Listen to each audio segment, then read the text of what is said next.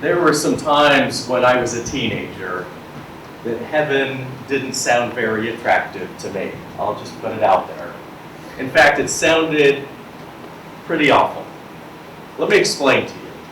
I think when I was 14 or 15, I started getting feelings of confinement at home. Looking back now, I think I was just going through what normal teenagers go through. But actually, I'm going to tell you, confinement is way too tame of a word. It felt like imprisonment, actually. When I would walk in the front door at home, all of a sudden I would almost feel the prison bars around me. And now as I look back, I think, this was normal. But at the time, I thought, I must be the only one that feels like this. My parents are trying to make me be someone who I'm not, and think things that I don't think, or things I really want to think about, and believe things I just don't believe. And it wasn't too bad now, probably looking back, but at the time it just felt awful.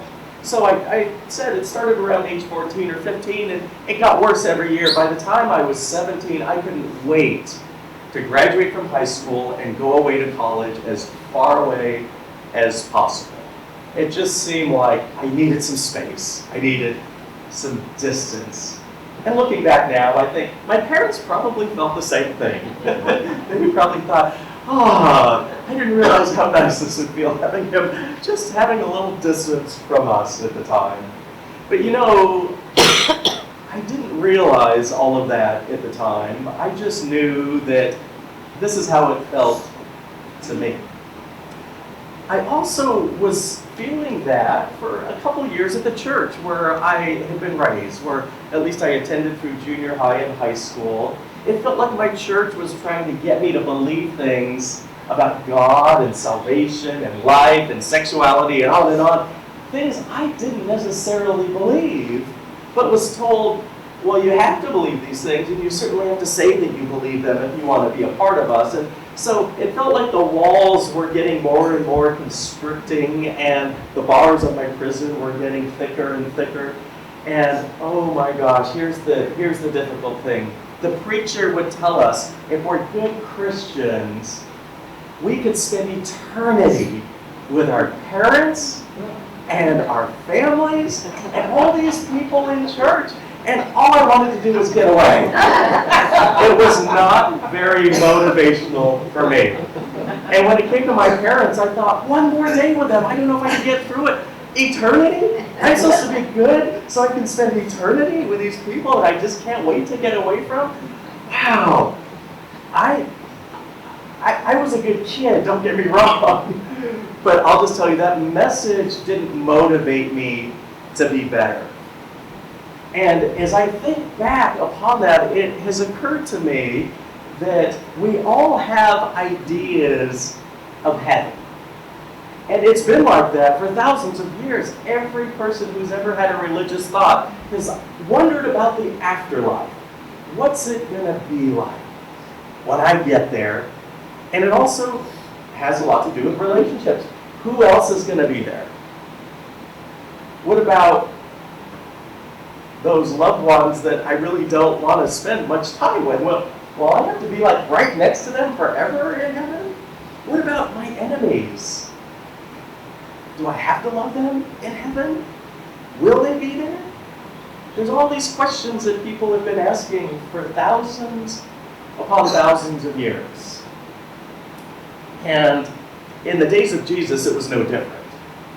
So in this morning's gospel reading from Luke, we read about the Sadducees and a conversation that some of them had with Jesus. Now, the Sadducees were the religious elite leaders of the day.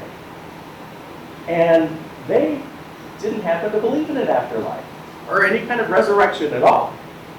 And yet they kind of wanted to know where Jesus was at, and they also tried tricking him at certain times, but they came up with a scenario and then asked him a question about the afterlife. And the scenario goes like this.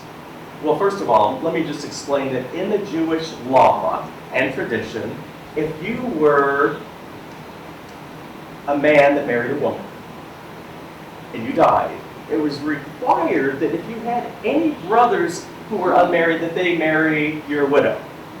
And so the Sadducees knew that Jesus knew that, so they just kind of put it out there. Let's say there's a man that gets married and then he dies. And so the next brother has to come along, by law, it's required, and marry that widow, whether he wants to or not, whether he likes her or not. And then let's say he dies, and the next one comes along, and in total, there's 7 brothers that are married to this woman, and none of them ever have kids. And then finally, probably in old age, this woman dies. And the question is, I think the question was anyway, who has to be married to her in the afterlife? I get the feeling it wasn't who gets to, but who has to. Now, I could be wrong. I'm just kind of putting myself out there, imagining being one of those brothers, just having my eye on somebody else and going, but I gotta marry my older brother's widow? Are you kidding? So anyway, this was probably a question that people had on their minds. Who gets to and who has to marry certain people? In the afterlife, Jesus just comes right out and says, you know, you don't get it. You're asking the wrong question. And he didn't say it in those exact words, but that's really what he was getting at. If you read the text and really pay attention to it, what Jesus was saying is, you know what, in the afterlife, it's not like it is here. There is no marriage. Now that might scare some people, because if there's no marriage, what if you're still madly in love after all these years with your spouse and you want to be with them in that kind of relationship? Well, I'll just tell you, I don't know exactly what Jesus meant. But I think what he's saying is, you're asking the wrong question. And the reason I say that is he goes on to explain that Abraham and Isaac and Jacob, the pillars of the Jewish faith, they're still alive, because God is not the God of the dead, but the God of the living. In other words, all those people who have gone before us, they're still with us. Those who have died many, many years ago, they still remain with us. And God wants us to focus on life and the living, not constantly asking questions about, well, what exactly is it going to be like when I die? And frankly, none of us knows, and none of us is ever going to figure it out until we get there. If that's where we're spending most of our time as people following Jesus, we're asking the wrong question. The question really ought to be is, how might we be living life fully right now? And all those people that we've loved that have gone before us, and the people that we've honored and respected and continue to love and honor and respect, how did their examples inform who we are and how we love today? Because if Abraham and Isaac and Jacob are still with us, then so is everyone else. When I was at Pacific School of Religion almost 2 weeks ago now, I always try to go to the chapel service that the chaplain and the students put together. And on this particular day, it was the week of All Saints, and the students who showed up were invited to come to the altar and put some kind of token. It was already somewhat decorated. But to put some token, it could be a picture or anything that reminded you of somebody in your life that is no longer with you, that you have loved. And I remember walking in a little late because our board meeting, our executive committee was going a little long. But I walked in and I saw this beautiful memorial to all the people that were so important to the students that were there. And each student had a chance not only to bring something and put it on the table, but also to speak. And there was one woman that spoke that I'm not sure I'll ever forget her words, or at least some of them. She came in a little late. She was in Bay Area traffic, and she was, I think, a commuter. But anyway, she got to the chapel service right around the time I did. In fact, I think she came in a little after me. But she just walked forward and said, I almost didn't make it today when I was so late. I almost didn't want to come in, but I just want to tell you I'm so glad I'm here, because I need to tell you about the 2 babies in my life that died. And she explained how she was a foster parent to two infants, these two small, vulnerable, precious, beautiful lives, and how the parents of these two babies didn't want them. They both had serious health issues. And the families of these babies didn't want them. And her heart opened up to these two babies that she wasn't related to. And she brought them into her home and she cared for them as their mother.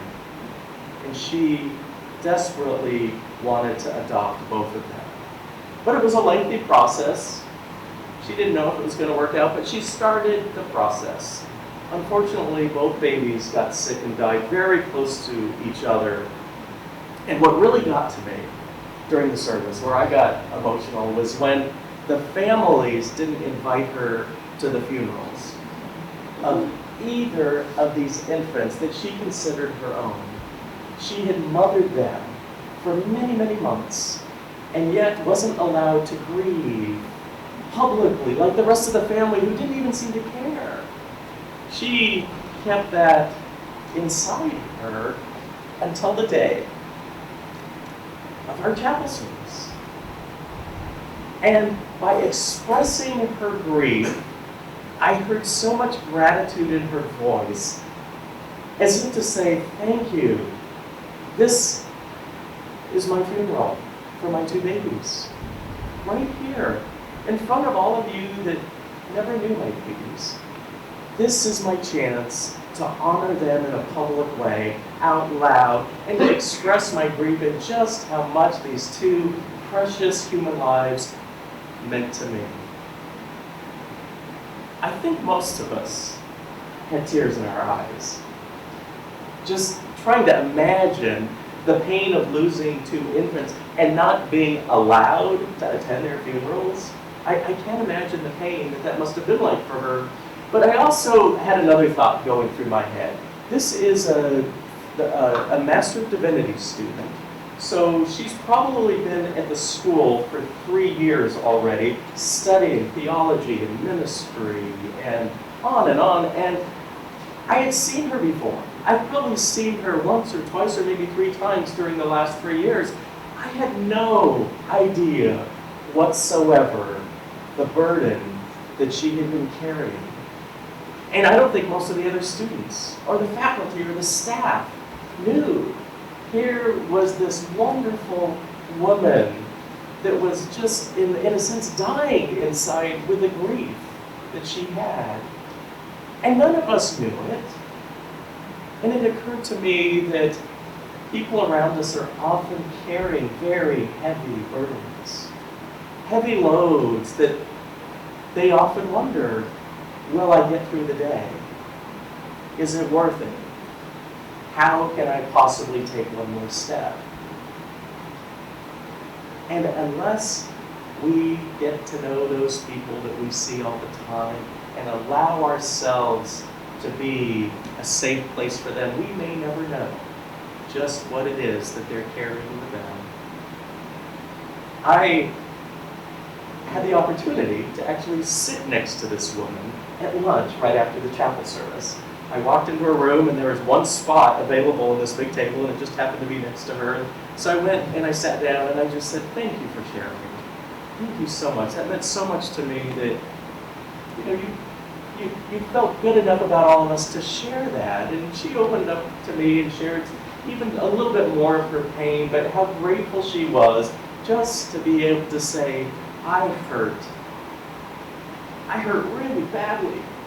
And to be able to do that and know that she's not being judged, there was only love and a loving embrace there for her.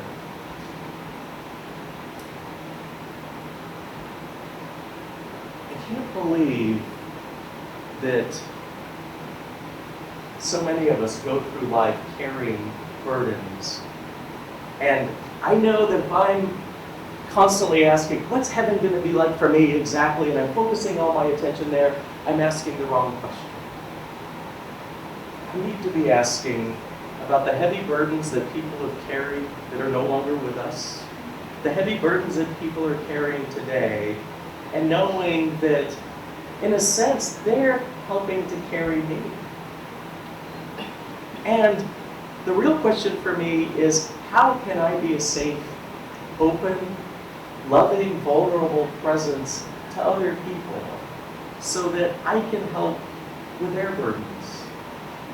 I invite you to think of people in your life who might be carrying burdens and how you might be able to be that presence for them. That loving, gracious, vulnerable, open, and inviting presence. It was an emotional day at chapel, and then also getting to sit next to this woman and talking a little bit more about her grief. But it occurred to me that all the people that have gone before me are still with me. They're in here. They're still helping to carry me through the day, and when I'm having a tough day or something's not quite right, they're helping to carry those burdens as well.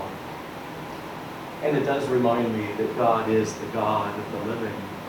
I want to close by reading a poem that we actually read together in chapel on that day. It was a poem by Jan Richardson. The name of the poem is "It is Hard Being Wedded to the Dead."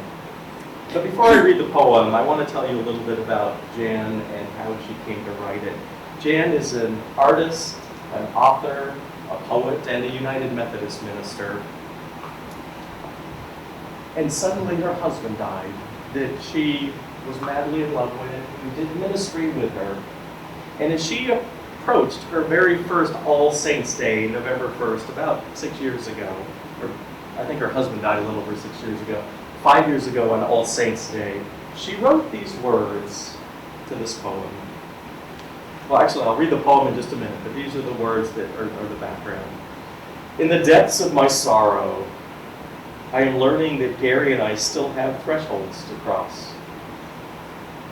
That mystery and wonder abide, drawing us more and more deeply into the love that has little regard for matters such as death and time. This is a poem that came in the early days of grieving, as I was first beginning to reckon with Gary's dying and with a love that has kept making itself known. I offer it to you as an All Saints gift, a talisman to hold on to as you remember your own beloved ones. May our love be more fierce than our grief, more endearing than our tears. So those are her words to all who hear this poem. And here it is. It is hard being wedded to the dead. They make different claims, offer comforts that do not feel comfortable at first. They do not let you remain numb. Neither do they allow you to languish forever in your grief. They will safeguard your sorrow, but will not permit that it should become your home. They knew you first in joy, in delight, and though they will be patient when you travel by other roads, it is here that they will wait for you. Here they can best be found, where the river runs deep with gladness, the water over each stone, singing each forgotten name. It's actually each unforgotten name. And to that I say amen.